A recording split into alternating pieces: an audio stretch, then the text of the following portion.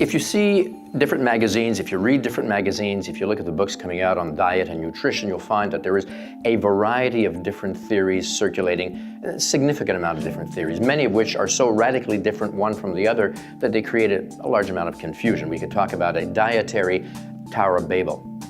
Now, one of the things we have to bear in mind is that something can be true and false at the same way at the same time. These diets, though they can be well-intentioned, and the authors generally have followed these diets and gotten very, very good results from them, doesn't mean you will.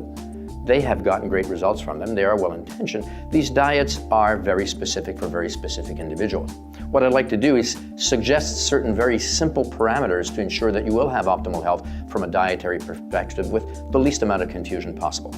So the first thing from a dietary point of view is to make sure that you reduce or completely eliminate artificial chemicals, whether they're artificial flavors, artificial color, stabilizers, and so on. These are man-made chemicals. They didn't exist 100 years ago, and we don't have the specific adaptive mechanisms to break them down. They may or may not be dangerous. It depends on the chemical, but the point is we don't need them, and they may be detrimental. We should try to avoid them as much as possible. The other thing is to significantly reduce our sugar intake.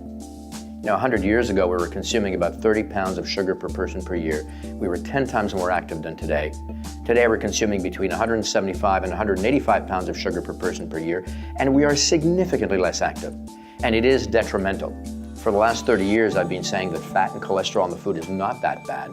The American Heart Association is now admitting that, but that sugar is radically worse when it comes from a health perspective, increasing the risk of cardiovascular disease, increasing the risk of obesity.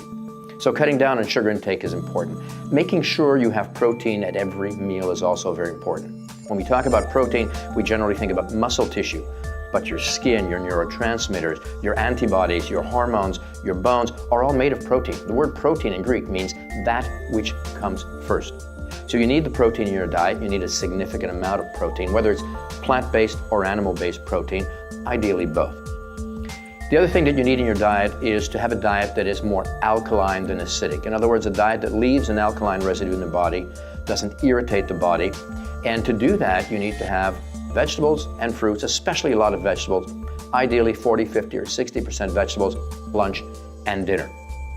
Finally, you have to make sure that when you do eat, your diet hasn't become an end in itself, but is a means to have the physical and mental energy to do all the other things that are more important than eating, but that do require the physical and mental energy to do. If you're interested in more information, do a search on our site, drchrisafi.com.